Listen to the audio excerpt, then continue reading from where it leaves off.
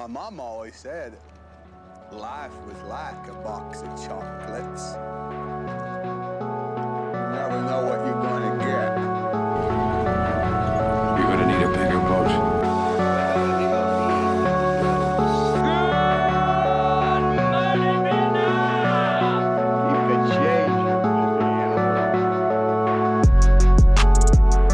What's going on, everybody? Welcome to Film Code. My name is Phoenix Cloud, and joined, of course, by our Season 3 code-breaking champion, Brandon. How are you, sir? Man, I'm good, Phoenix. It is good to be back. It's good to be talking more. I guess, what are we wrapping it up this? Yeah, because we're at the end of October. We were officially wrapping up spooky season.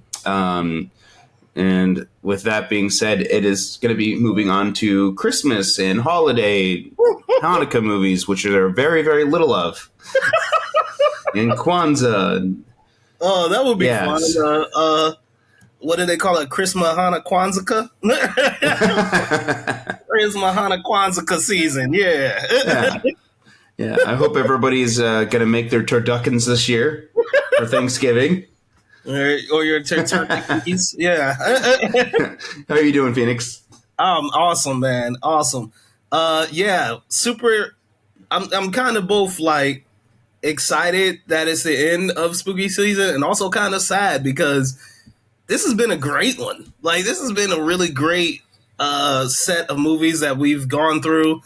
A lot of them I'd never seen before, so it was also great to just knock this list off of really, really impressive horror films. So I'm super excited about that. That has been the funnest part of this. I said funnest. Yeah. Anyway.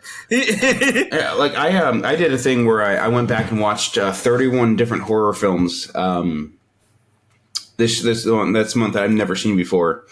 And just there are some standout ones.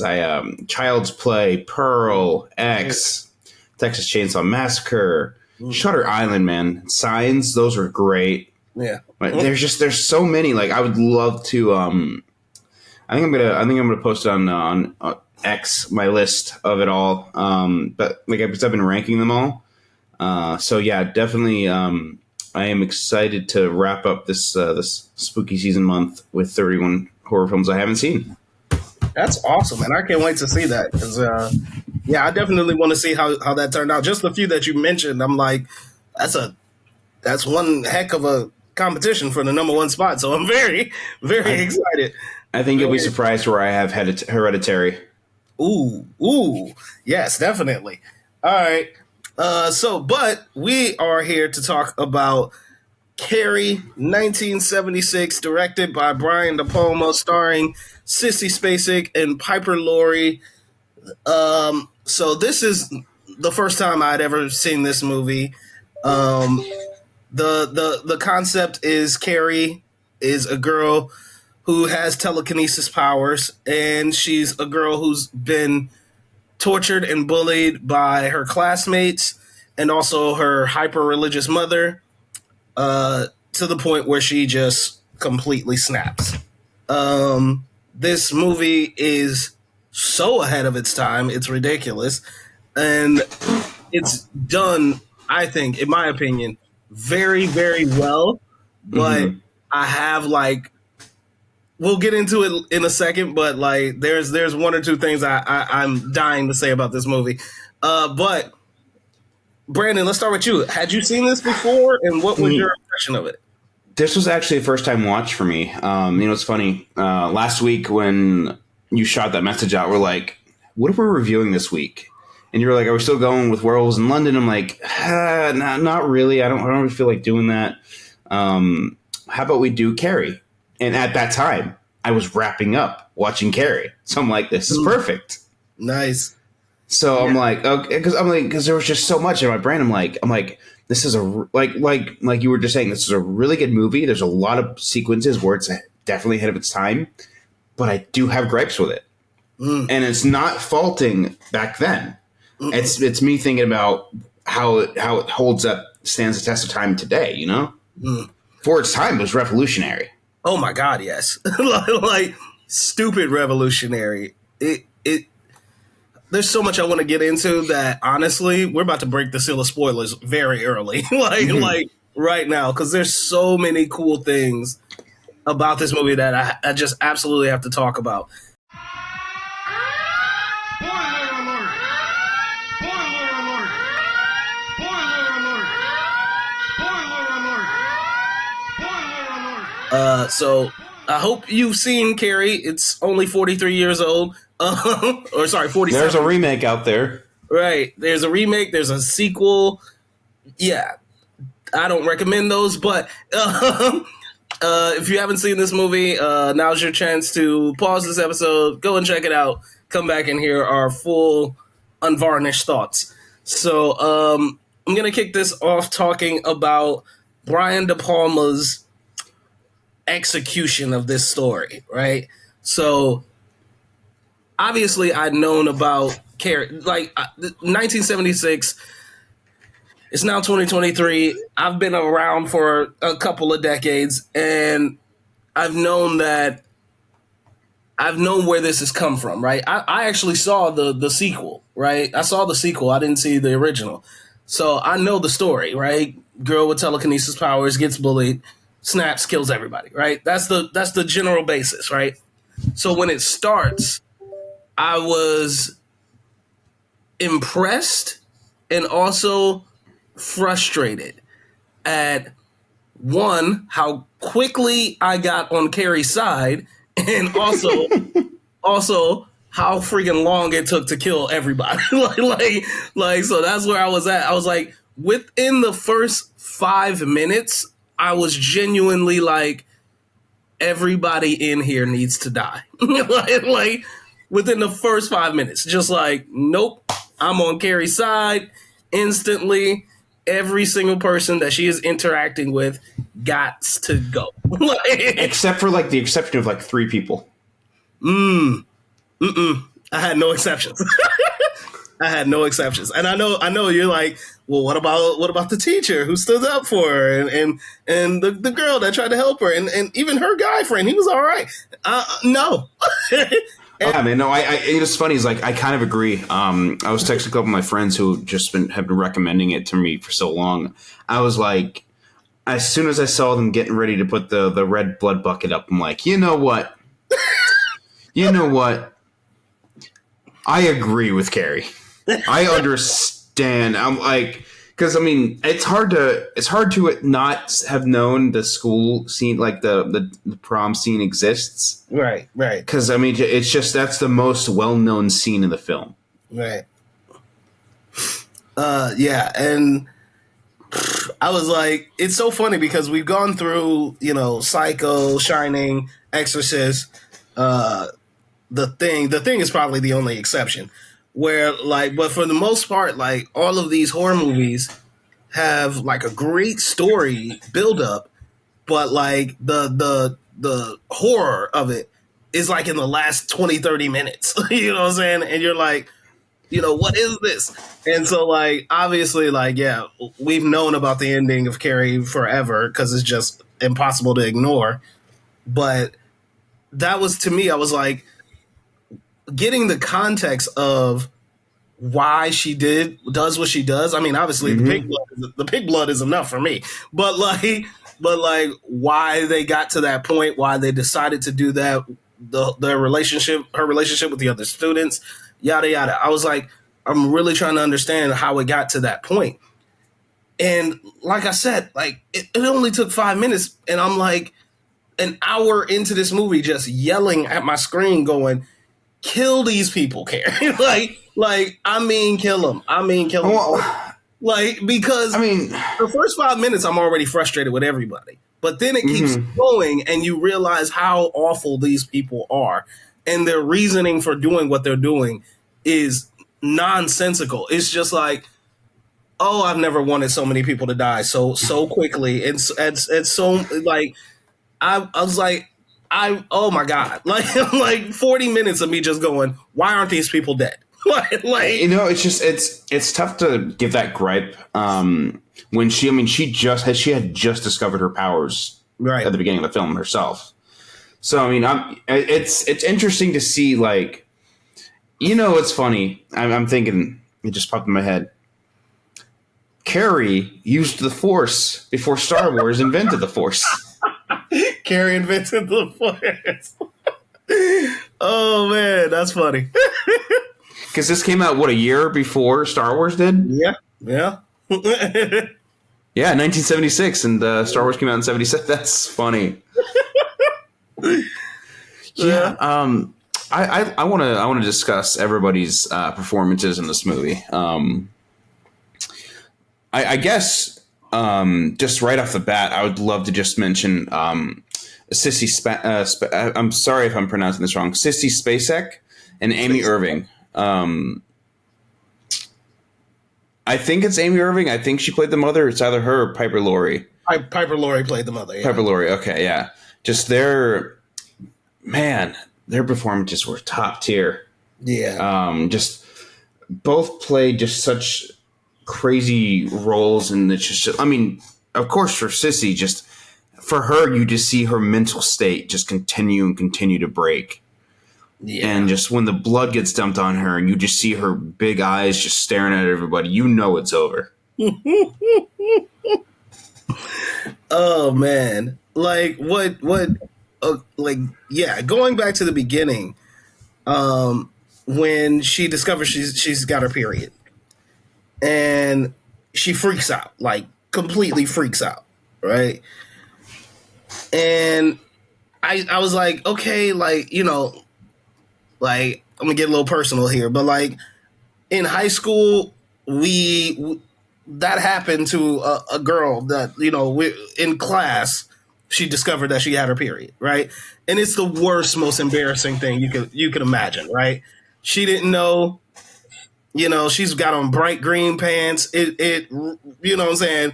Her day's ruined, right? Right?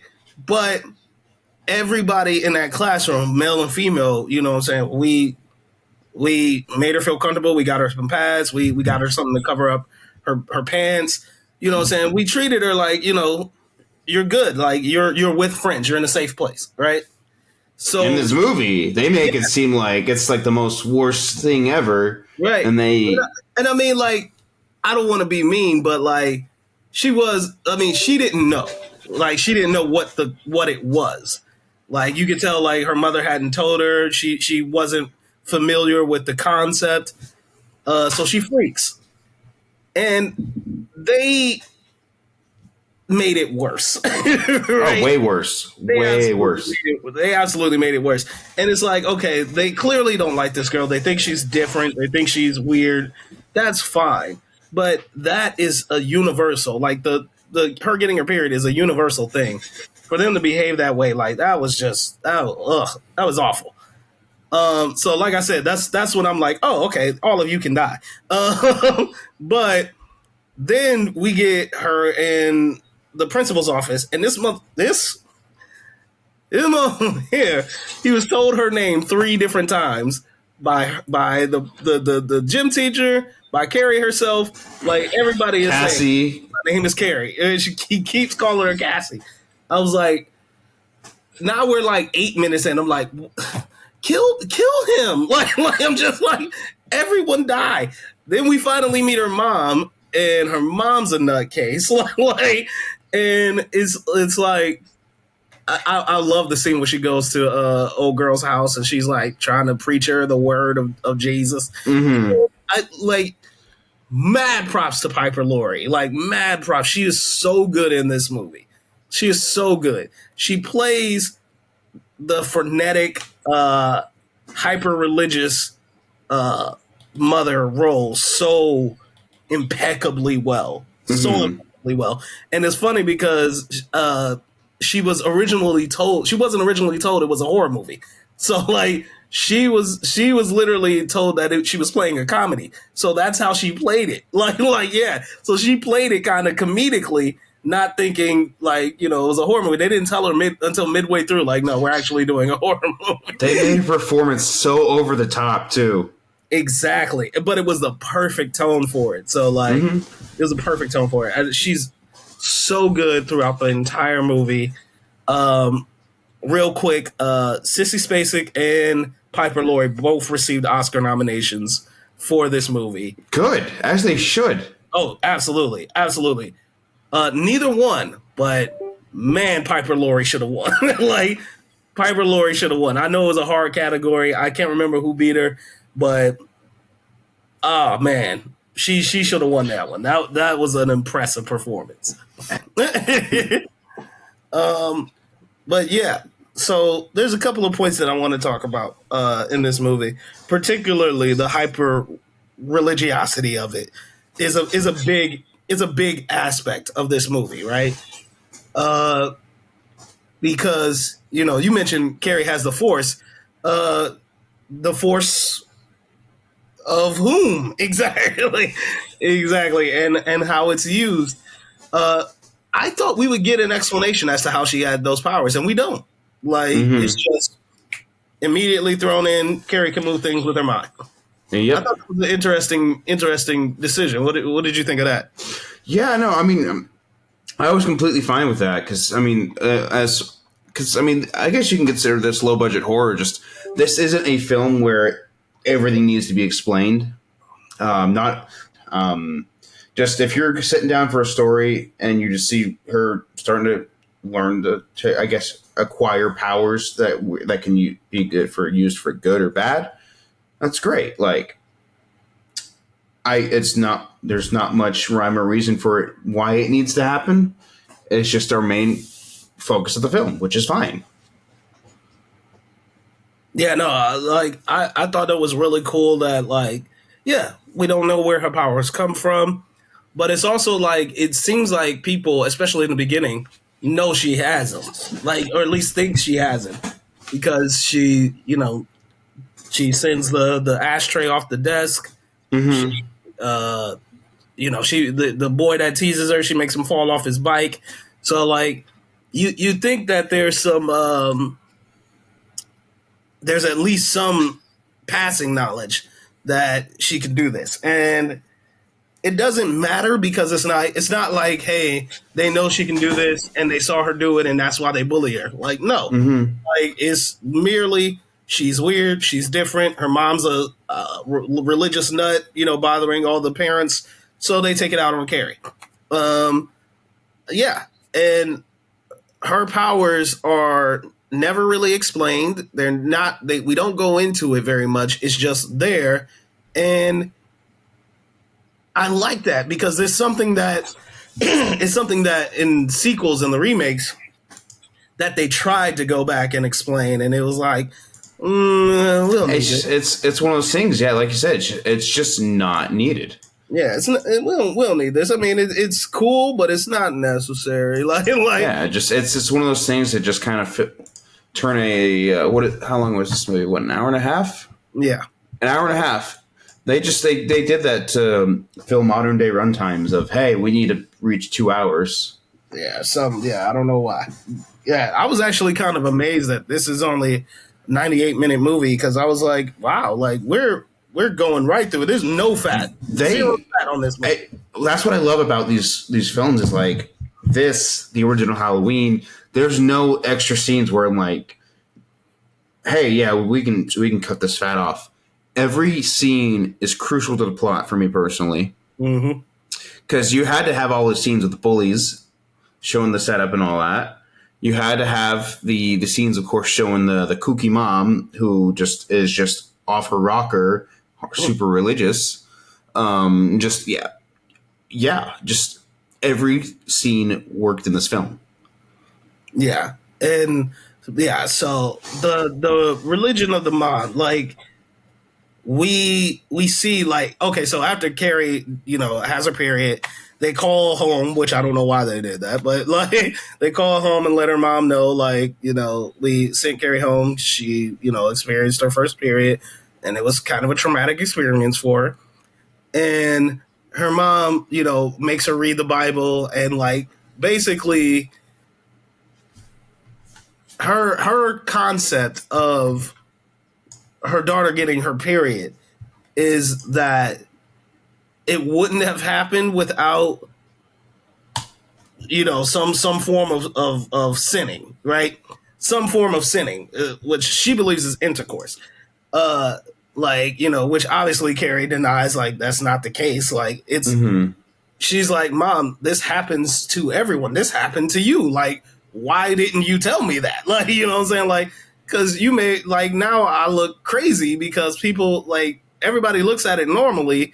And I was the one, like, I thought I was dying. You know what I'm saying? Like I genuinely thought I was dying.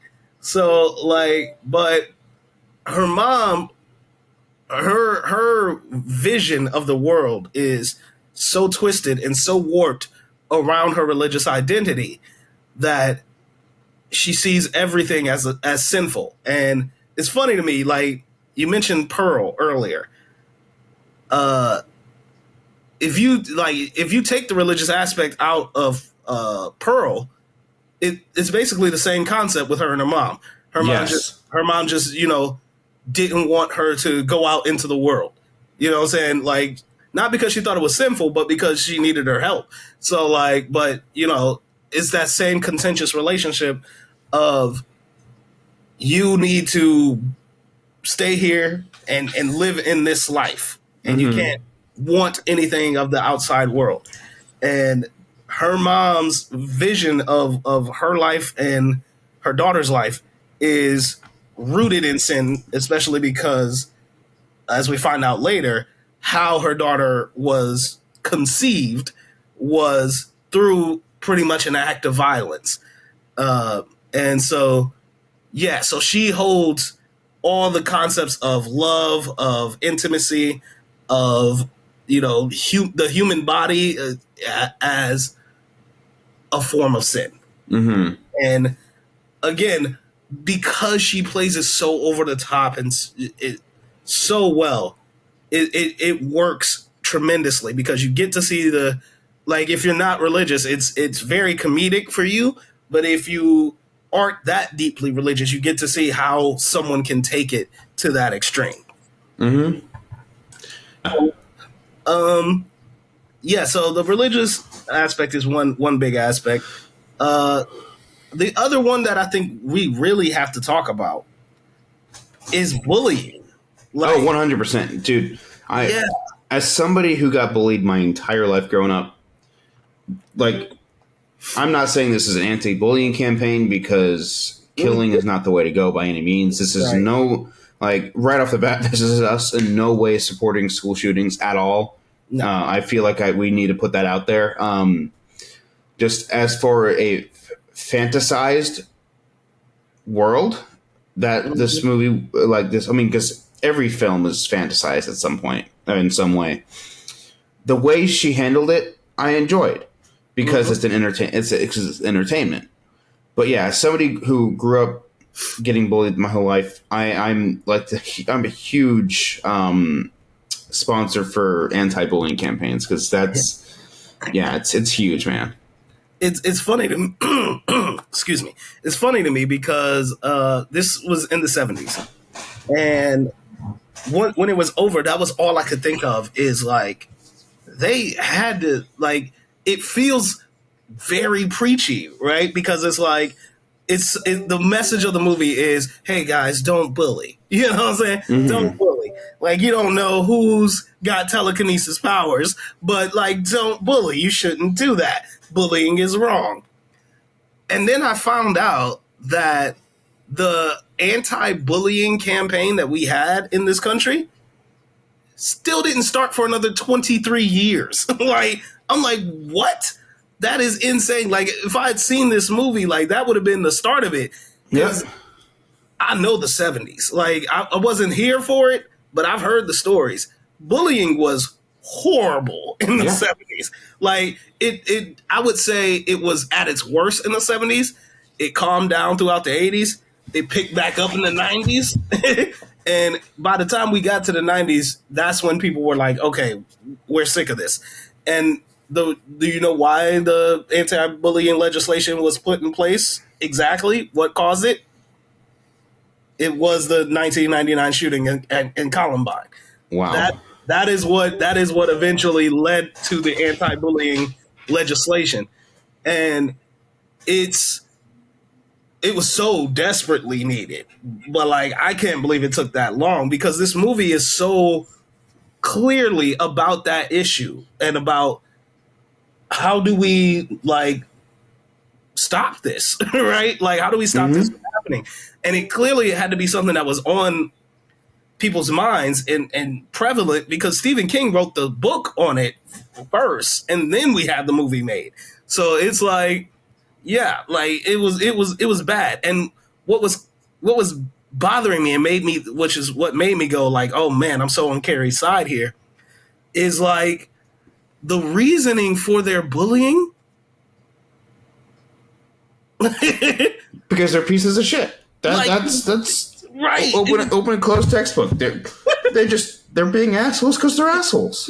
It was literally like no reason. It was like no reason. It was like nothing. It's like she didn't say anything. It's not like she stole something from you, or like she lied about you, or she, hurt you in some way. Like nothing. It was literally nothing.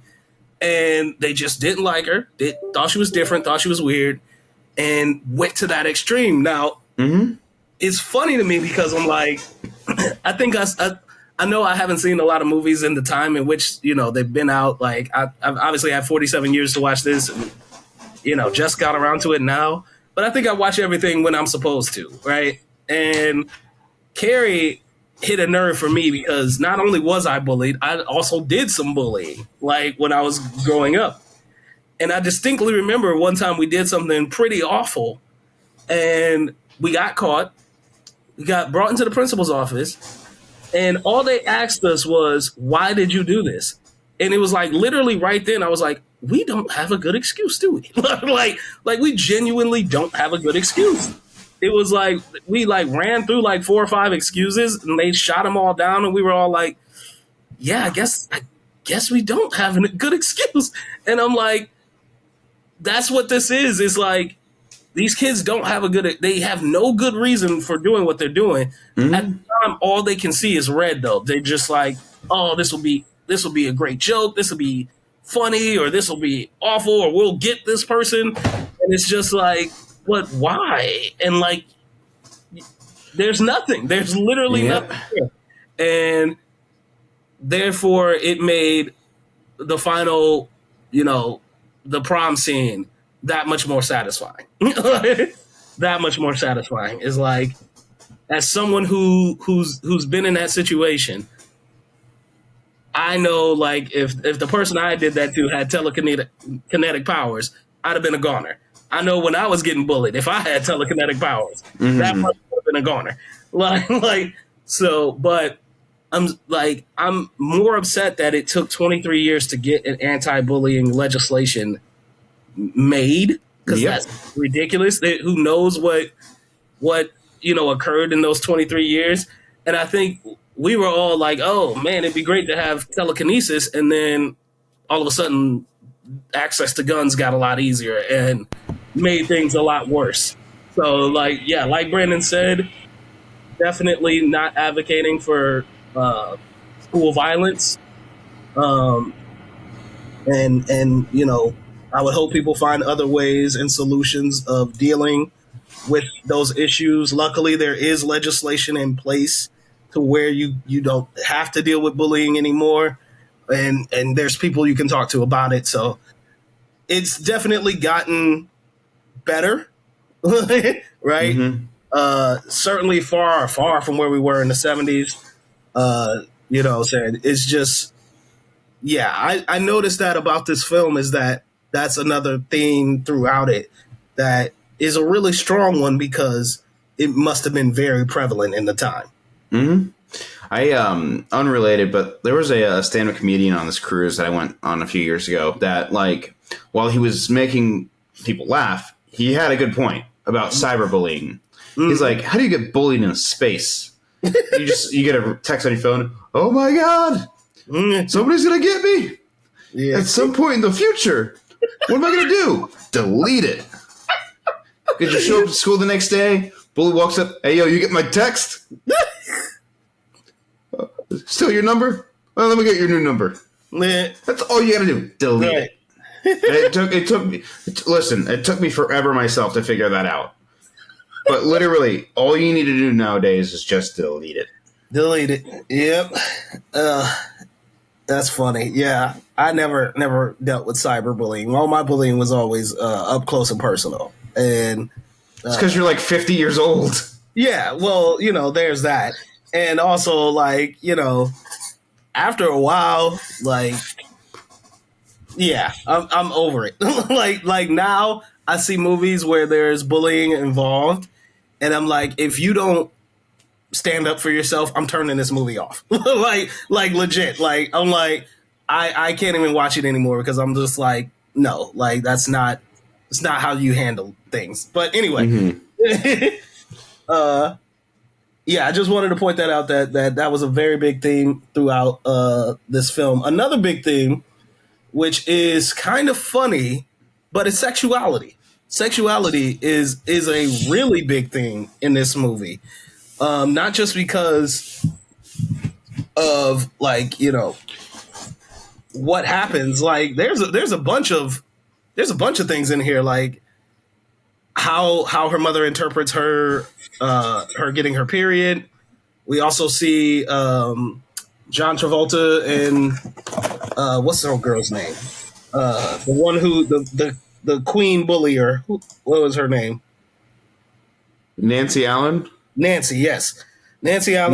Not the that's the actress's name. That's the actress who plays Christine Hargensen. Yeah, we see her and Billy Nolan, like they are weird sexual energy. Like that was like, yeah, that was just awful.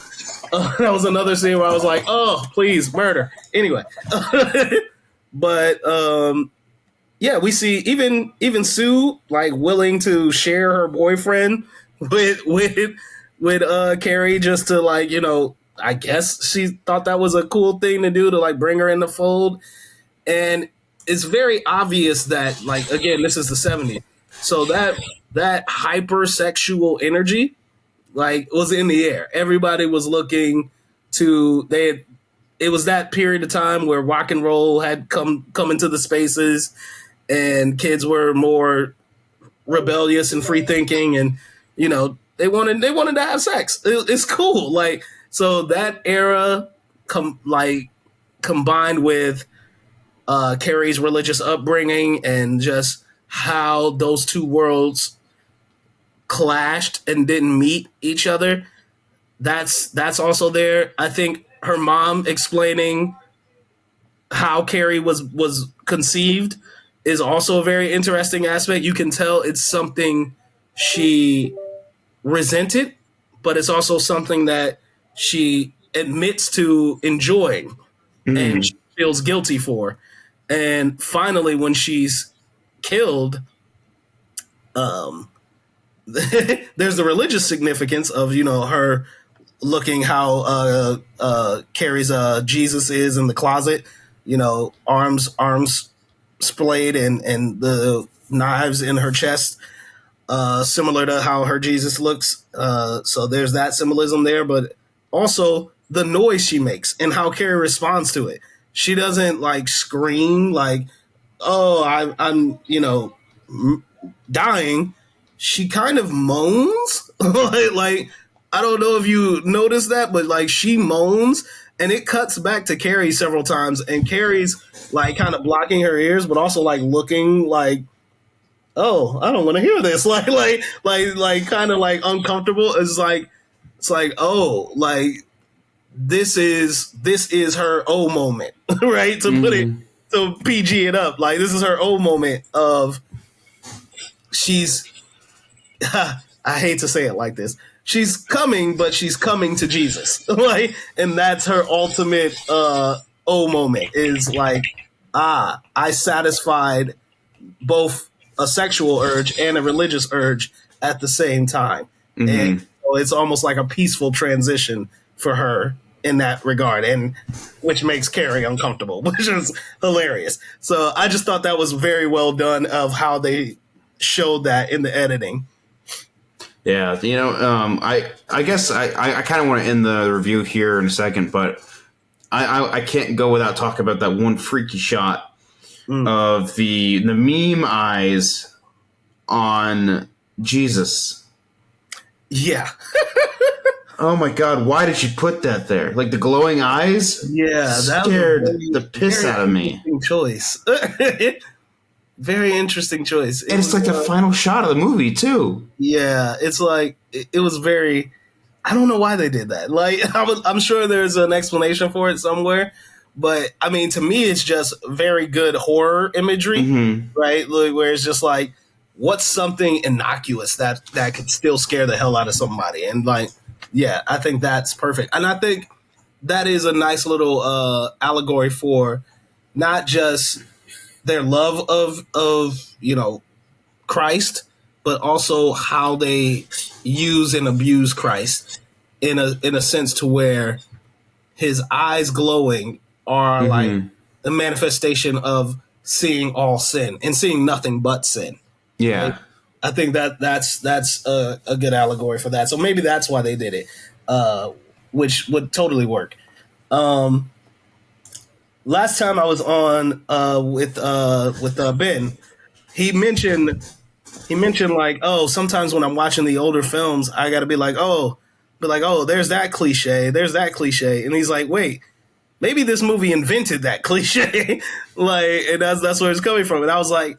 Literally at the end, when Sue goes to put flowers on Carrie's grave, I was like, "Oh, here it comes! Here comes the hand reaching up from the ground." And I was like, "Oh wait, they might have invented this. Like I was like, that might be the where this comes from." And sure as hell that's what they did. But I love that it wasn't like, "Oh, the hand comes up and then fade to black, and that's the end of the movie." It's like no, it's like. The hand comes up, we realize it's a dream, and we realize this girl is tormented by it. I was like, that's better. Like that's much better. So yeah, you can tell this is where it started, but everyone has taken it and ruined it. But yeah, it's a great trope. So last thing, we kind of talked about it. We kind of glossed over it a little bit, but the final prom scene is, to me, it's satisfying, but for everything that I was waiting for that entire hour, I was like, man, I just wanted a little bit more. For its time, it did it well. Yes. Nowadays, you're looking for a blood bath. Yeah. But I mean, back then, that was like I could imagine myself sitting in that theater, 1976, the loaded crowd. Everyone's like, "Oh my god!" Yeah. Oh, definitely. But yeah, especially for Christine, was her name? Oh my god, I just Hargensen. Hargensen, yeah. For Hargensen, like, she got it bad. I wanted her to, like, when the car blew up and it was on fire, I still wanted her to, like, crawl out on fire, Carrie Sear, and just go a little bit further, because, like, there's no one who deserved a more gruesome catharsis type death than that character. It's funny too, because I remember a while ago I posted on our Twitter. It's like, oh, name a character in a movie whom you still haven't forgiven for what they did. And I wish I had seen this before I posted that, because I'm like, this chick right here, like, yeah, this one right here, she could be long gone. Like she's a horrible person. Yes. Nothing against Nancy Allen. I'm sure she's great. I'm sure she's fantastic. But Christine Hargensen is trash, like pure trash. But okay, let's wrap it up. What are you giving final ratings for Carrie? I need to pull up my letterbox because I have it. I think I gave it a 3.5. I think it was great for its time. But modern day, I feel like it could have been a little bit more, even though it didn't waste its runtime.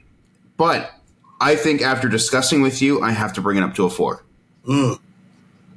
So that is me bringing it up to a 4 right now. But yeah, I gave it a 3.5 on Letterboxd when I first watched, but definitely a 4 now.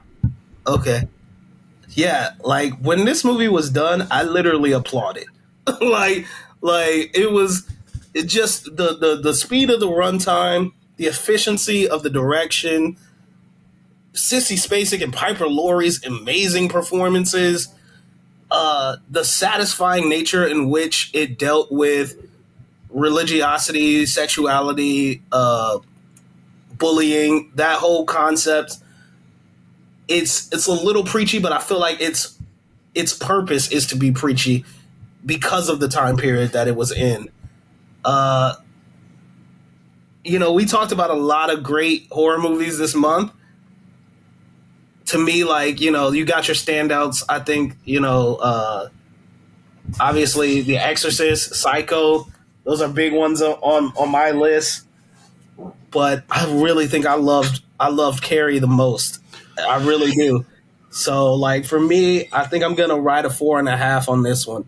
Nice. I loved it. I really, really enjoyed it. Not quite as good as Psycho, not quite as good, but like, I think it's up there. I think it's definitely one of the top tier horror films of I would say the top tier seminal horror films, like of the ones that have started something and created something out of it. Like everything that we saw, which is kind of crazy. I don't know if you know this, but every movie that we saw this month, all the original ones were done by top tier auteurist directors. Mm-hmm. And all of them either have a sequel or a spinoff that was done by somebody else, and they're just all bad. like with the exception of like Exorcist 3, they're all bad. Like, and it's just like, that's amazing that so many people are like, hey, there's a great idea, this great concept with these starting movies. Let's build on it and branch off of it, and we can't get it right. Like, nobody's been able to get, like, with the exception of, like, I guess Halloween for a tiny bit of time. For a little bit, yeah. And when they kept making more, it really, really fell off. Rob Zombie's Halloweens weren't good. David Gordon Green should never direct another movie again. We saw that be with Exorcist Believer. Just, it's shocking to me. Like Friday the 13th does it well. Mm-hmm. Nightmare on Elm Street does it well. Child's Play, I could say, does it well. Yeah. It's very rare that any other films are doing it well, though. Yeah. It's kind of shocking, honestly. like how bad they've been at it. And it's like I need y'all to stop touching stuff. You get a great film by a great artistic director. It's like, imagine if, like, Jordan Peele's Get Out. Like, imagine if we get a Get Out or Get Her Out, you know what I'm saying, too, like, and it's by David Gordon Green. Like, you can be like, okay, look, stop touching stuff. Like, I need y'all to really get your hands out of things. Like, leave it alone. So, but that wraps up our spooky month. I hope you guys have enjoyed it. 4 stars for Brandon, 4.5 stars for me on Carrie. We checked out Carrie, The Shining, The Thing, Exorcist, and Psycho. I hope you guys, if you've never seen any of those movies, go back, check them out. They're all amazing. And listen to our spooky month season. It's been quite a blast. All right, so let's move on to What's Good. What's good?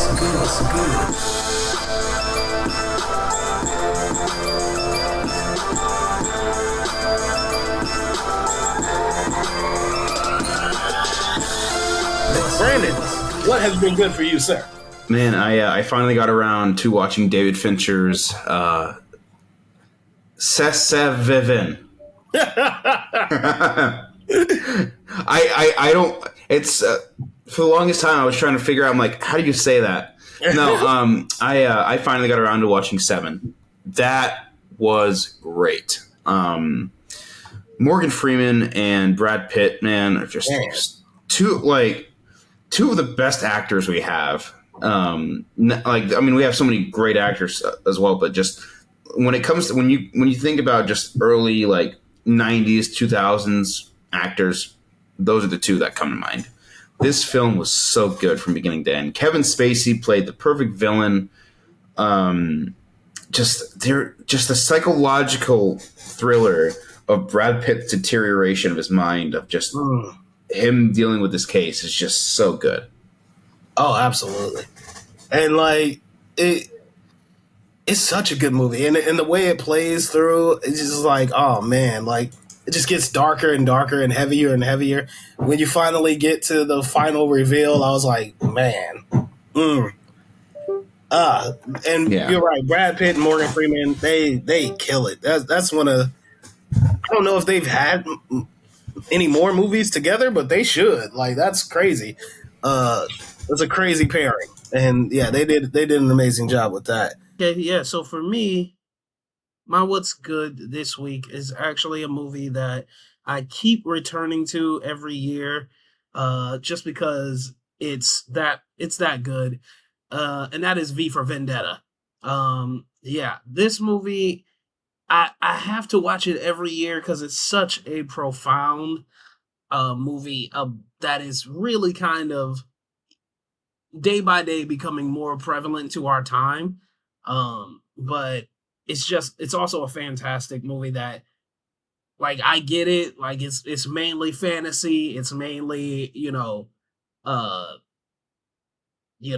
science fiction or action fantasy, but it's actually one of those movies that I'm like, I kind of wish they taught this in schools, because it's vital, I think, to what we're seeing in the world, and I think it has a message about fighting against tyranny and what that would look like.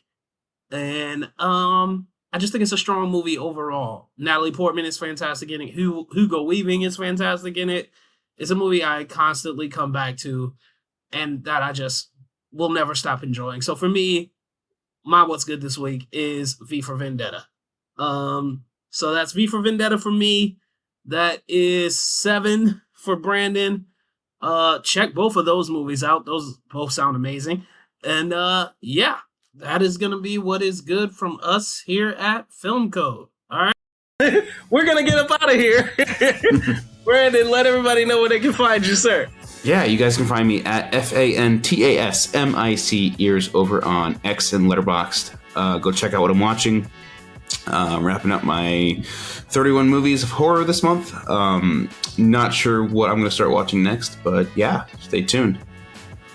And my name is Phoenix Cloud, and guys, you can find me on Twitter, which is what it is really called, at IamHOReviews1, that's the number 1, and on Letterboxd under PA Clouded. And as always, guys, please follow the show on Twitter and Instagram at FilmCodePod.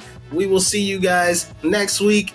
Thank you for listening to Spooky Month. Stay tuned for Chris Mahana Kwanzaa season.